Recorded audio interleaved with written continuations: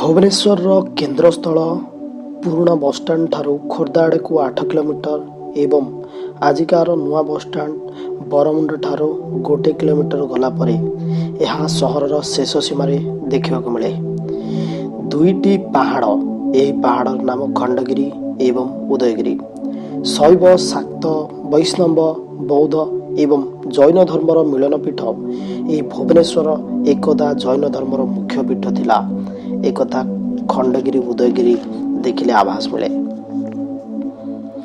कलिंग राज्यर बहु चर्चित नाम अशोक। अशोकଙ୍କ राजनीतिर बहु वर्ष पर सही भली जड़े शासक होउचंती मगधराज बृहस्पति मित्र महाराज ऐर खारबाल। महाराज ऐर खारबाल जैन धर्मावलंबी थिबा बेले तांकरी समय रे एही गुंफा स्पष्ट प्रतीयमान हुए। पर्यटक मानक एठाको हजार हजार संख्यार आसी थांती। शीत ऋतुरे एही स्थान रे स्कूल कॉलेज पिला ठारू साधारण नागरिकंक लंबा धाड़ी लागि थाए। प्राकृतिक परिवेश पहाड़ ऊपर को जीवा पाई प्राच्छव दर्शकंको मनमुग्ध करि थाए। एठारे दर्शक माने प्राकृतिक शोभा दर्शन पाई मन उत्कंठार भावरे परिपूरे। गुंफा भितरे विभिन्न प्रकार चित्र विचित्र देखा मिले। उदयगिरी को गला परे नजर पड़ी थाए राणी गुंफा उपरे।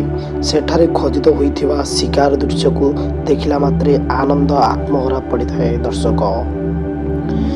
केवल सेतिकी नुहे, उदयगिरीर एही राणी गुंफारे शिकारीर दृश्य व्यतीत बहु हाथी मानंकु स्नान करिवार दृश्य खोदित होइथिबा बेले अपरूप भांगिबार दंडीयमान बहु नारी मूर्ति को देखी भाव विवल हेबाकु हुए।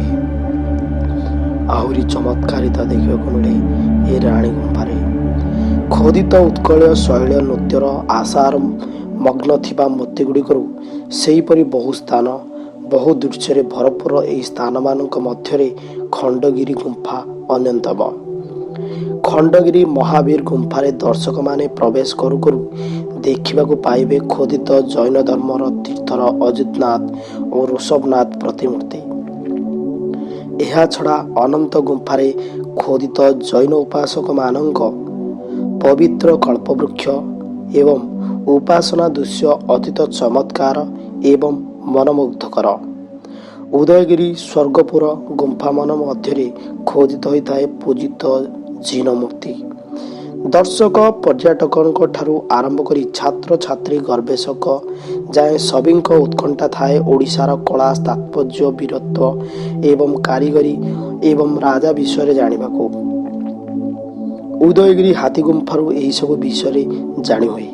एही गुंफा मानकरे विभिन्न प्रस्तर मूर्ति सह बहु शिलार दृष्टिगोचर हुए, जहिरे ए राज्यर कला संस्कृति सुशासन विषय लिखित हो रही थाए। हाथी गुंफा थिबा शिलालिपि को खारबालक राज्य शासन काल रे त्रयोदश वर्ष रे शेष होइथिबा लिखित होइथाए। यह व्यतीत हाथी गुंफा निकटवर्ती अनेक सुरम्य दुईतल गुंफा स्वर्गपुरी थिबा लिपिरे खारबालक नाम खोदित होइथाए। स्वर्गपुर गुंफा जे अंश एही शिलालिपि के रहिछि सेही अंश को खारबालक प्रधान महर्षि निर्माण करथिले बेले एही द्वितलिक गुंफा प्रथम तल मंचपुरी को कलिंगर अन्यतम राजा कुपाड़े द्वारा निर्माण करा जायतिला। कुपाड़े उपाधि ऐर खारबाल महाराज अधाधिपति अनुपति करथिले। एही राजा कुड़पे खारबालक पुत्र थिले। ख्रीष्टपूर्व 2007 रे जन्म ग्रहण करथिले। खारबाल ख्रीष्टपूर्व 188 रे राजसिंहासन आरोहण करथिले। ख्रीष्टपूर्व 170 रे खारबाल जे कुमारी पर्वत रे तपस्या करथिले एवं सेठारे सुरम्य प्रसाद निर्माण करथिले से कुमारी पर्वत आजिकार खंडगिरी उदयगिरी। खंडगिरी एवं उदयगिरी भ्रमण रे जिबा बेले जानिबाकू हुए जे खारबाल कुमार पर्वत रे जैन अहत राजकर्मचारी राज परिवारक पाई छोट मोट 170टी गुंफा धर्मशाला बहु शिलास्तंभ निर्माण करथिले। एही 107टी गुंफा मध्यरु सर्प गुंफा, व्याघ्र गुंफा, जमपुर गुंफा, पाताल गुंफा, वैकुंठपुरी गुंफा अन्यतम। ଏହି ଗୁମ୍ଫାମାନଙ୍କର ଶିଳାଲିପି ଖୋଦିତ ହୋଇ ରହିଥିବାର ଦେଖାଯାଏ।